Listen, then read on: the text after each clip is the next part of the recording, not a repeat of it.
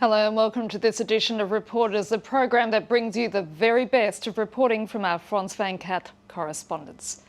This week we're looking at the dangers facing illegal immigrants. Here in France, we often hear of the difficulties that immigrants from within Europe experience as they arrive in the country on the way to the United Kingdom. But for immigrants outside of Europe, the journey getting here is also long and highly risky. Many immigrants try to stay unnoticed and travel without any form of identity. But this means that when things do go wrong, their families back home sometimes never find out what happened to their loved ones. Our correspondents uncover the trail of one unlucky young man who attempted to make the journey. His van looks very much like an ambulance, but Martin Zamora always gets there too late. Martin is an undertaker and his funeral parlour is in Algeciras in the south of Spain. For over 10 years now, Martin has made a career from the repatriation of the bodies of illegal immigrants. It's a young Moroccan immigrant. He no doubt arrived in February under a lorry.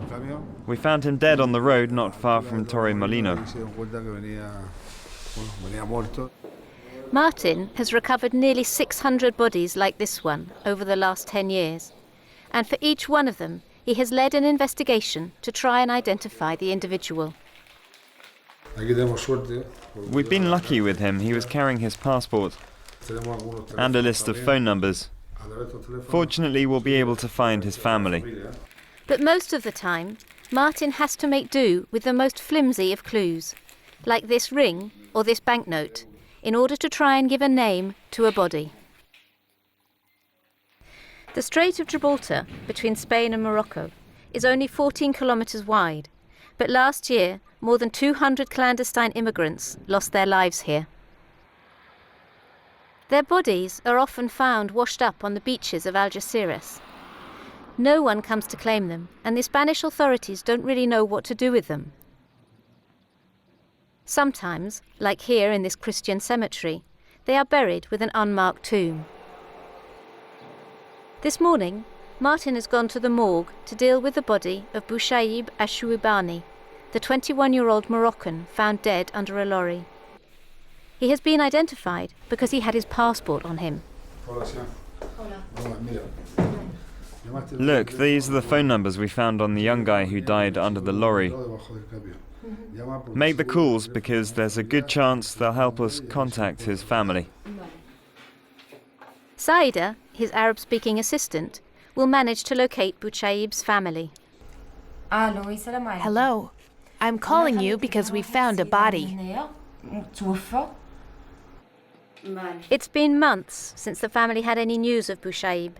They weren't even aware that he'd left Morocco. These photos show Bouchaib when he was 12 and 15 years old. We've retraced the steps of his fatal journey. It was here, in the port of Tangiers, that he hid himself in the lorry to cross the border, an all too familiar scenario. This young Moroccan is hanging onto the back of a lorry, and from time to time he's talking to a second man hidden underneath. They get through the first control at the port without any problems.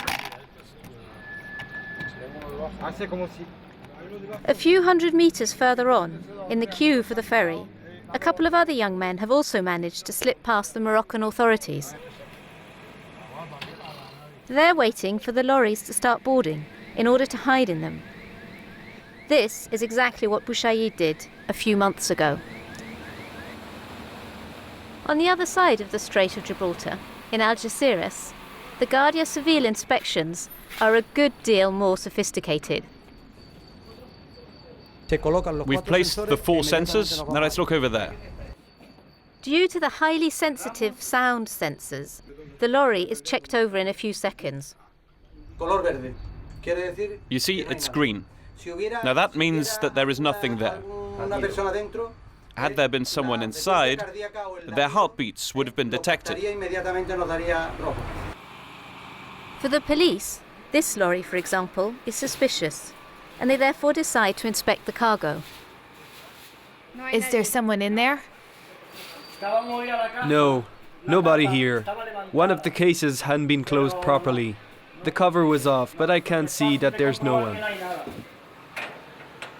But 400 to 500 lorries pass through here every day, and they cannot all be inspected. Bouchaib managed to slip through the net.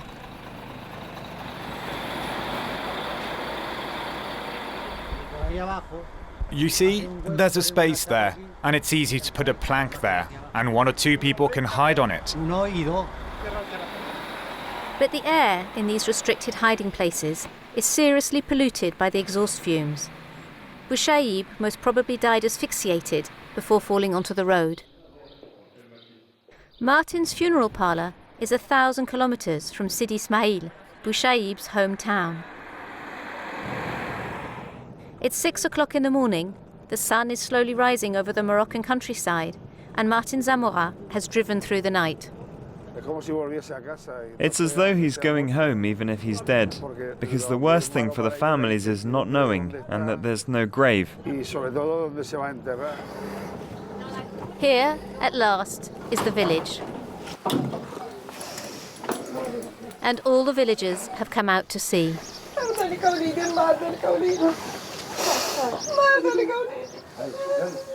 Bouchaib's mother, weeping, moves away.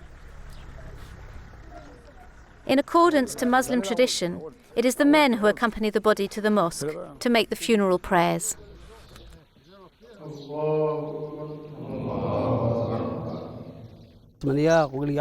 He told me he wasn't going to try to get to Spain this way.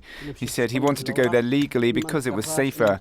He said if I get a visa, I can work. He was expecting his visa in August, but one night he just left. I didn't know where he was and never saw him again until his body was found.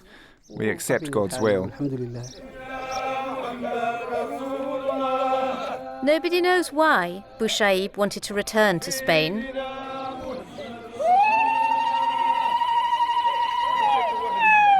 He was the eldest of 8 children,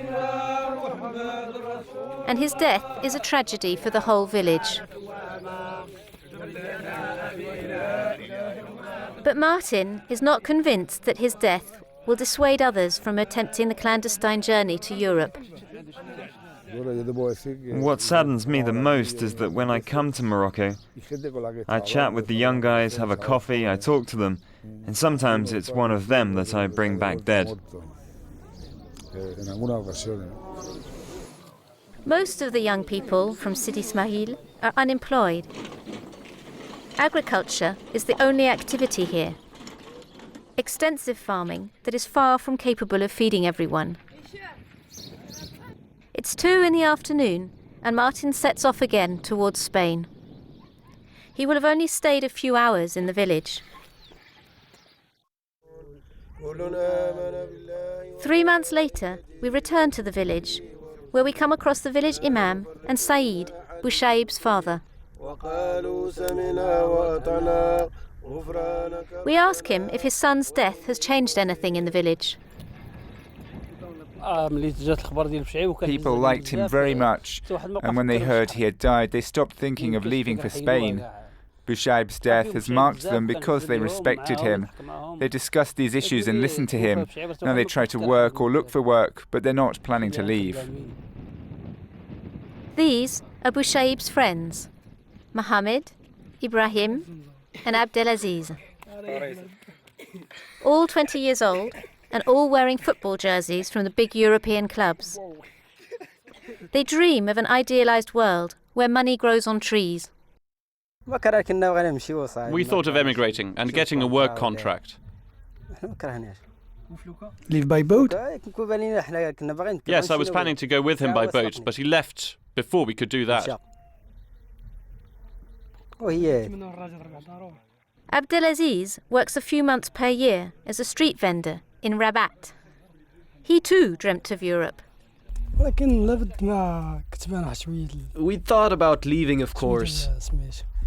But now that this has happened to Bouchaib, we don't want to do this anymore. Bouchaib is the first immigrant from the village to return in a coffin. His mother is still grieving. Bouchaib was such a good boy. He never hurt or irritated anyone. He always pleased me. He was quiet and calm.